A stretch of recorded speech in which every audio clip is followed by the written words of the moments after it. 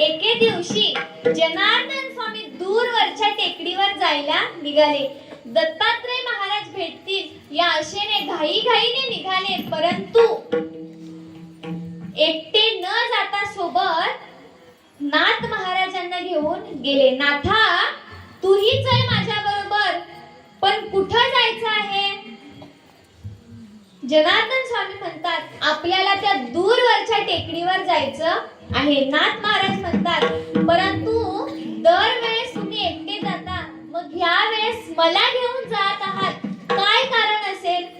जनार्दन स्वामी म्हणाले, नाथा, तुला यावंच लागेल, जशी आपली आज्ञा, असं म्हणून दोघेही टेकडीवर जायला निघाले. जिथे औदुंबर वृक्ष आहे, जिथे दत्तात्रयांचं स्थान आहे, तिथे पोहोचल्यानंतर दोघांनीही पहिल्यांदा नमस्कार केला आणि जनार्दन स्वामींनी नाथांना सांगितले, नाथा, दूरवर जाऊन एका दगडावर जाऊन बैस, असं म्हणाले. आणि आज्ञेप्रमाणे नाथ महाराज दूरवर जाऊन एका झाडाखाली दगडावर बसले. परंतु जनार्दन स्वामी मात्र जिथे औदुंबर वृक्ष आहे तिथेच बसले असताना एक विलक्षण घडलं की एक मलंग तिथे आला.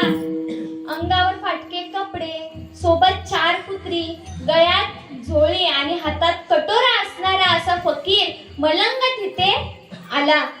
जनार्दन स्वामींनी त्याला पाहिलं आणि पाहता क्षणीच घाईघाईने उठून त्यांना साष्टांग वंदन केलं. परंतु नाथ महाराज इकडे विचार करू लागले की हे आपले गुरु कोणाला नमस्कार करीत आहेत? अशा या फाटक्या कपड्यांमध्ये असणारा मलंग, सोबत 4 कुत्री, गळ्यामध्ये झोली आणि हातात असणारा कटोरा, अशा या मलंगाला आपले गुरु का बरं साष्टांग नमस्कार करत असतील, असं विचार नाथ महाराज करू लागले.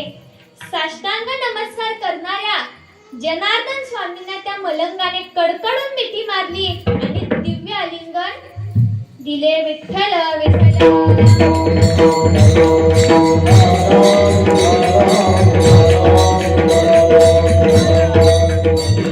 बघा, मिठी मारल्यानंतर दोघांच्याही डोळ्यातून आनंद अश्रू वाहून येत होते.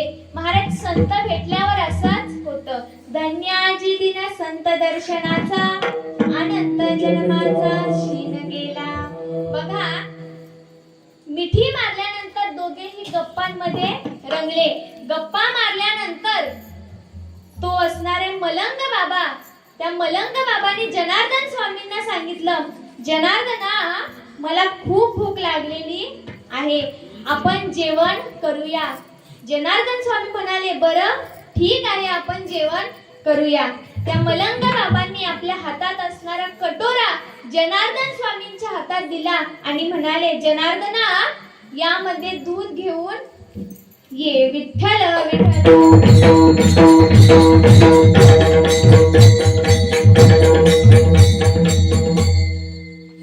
नाथ महाराज मात्र इकडे विचार करू लागले, इथे जवळपास गाय नाहीये, म्हैस नाहीये, मग माझे गुरु दूध कुठून आणतील?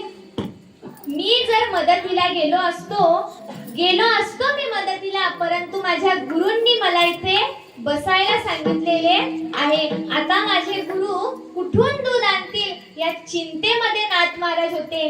परंतु जनार्दन स्वामींना कसली चिंता नव्हती. त्यांनी हातामध्ये कटोरा घेतला आणि सहजच निघाले. ती 4 कुत्री होतीत ना, त्यामध्ये एक कुत्री होती. त्या कुत्रीचं दूध त्या कटोऱ्यामध्ये काढलं आणि त्या मलंग बाबाच्या तिथे घेऊन आले. त्या मलंग बाबाने त्याच्या झोळीतून भाकरीचे तुकडे काढले आणि ते जनार्दन स्वामींना सांगितले की या कुत्रीच्या दुधात कुस्कर.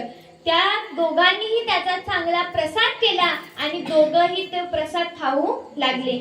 इकडे नाथ महाराज विचार करू लागले की अरे रे रे रे रे, आपले हे गुरु कुत्रीच्या दुधामध्ये शिळे भाकरीचे तुकडे खात आहेत आणि तेही या मलंगा सोबत. विठ्ठल विठ्ठल.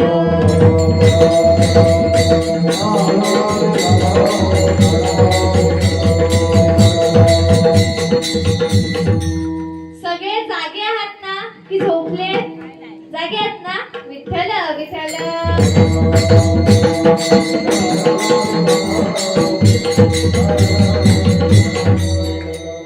तो जो कुत्रीच्या दुधामध्ये टाकलेल्या भाकरीचे तुकडे ते प्रसाद म्हणून खाल्ल्यानंतर जनार्दन स्वामींनी नाथ महाराजांना आवाज दिला, नाथा इकडे ये.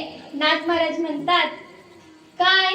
त्यावेळेस जनार्दन स्वामी म्हणतात एवढा कटोरा धुवून, आणि नाथ महाराजांनी तो कटोरा हातात घेतला आणि धुण्याकरिता निघाले.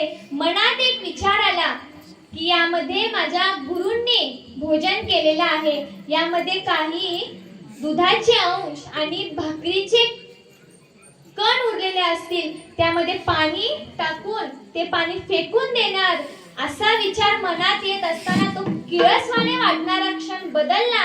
आणि त्यावेळेस त्यांनी विचार केला की या कटोऱ्यामध्ये माझ्या गुरूंनी भोजन केलेलं आहे, म्हणून त्या कटोऱ्यामध्ये त्यांनी पाणी टाकलं आणि तो कटोरा तोंडाला लावला. ते संपूर्ण ते पाणी ते पिऊन टाकलं आणि चमत्कार झाला, साक्षात्कार झाला.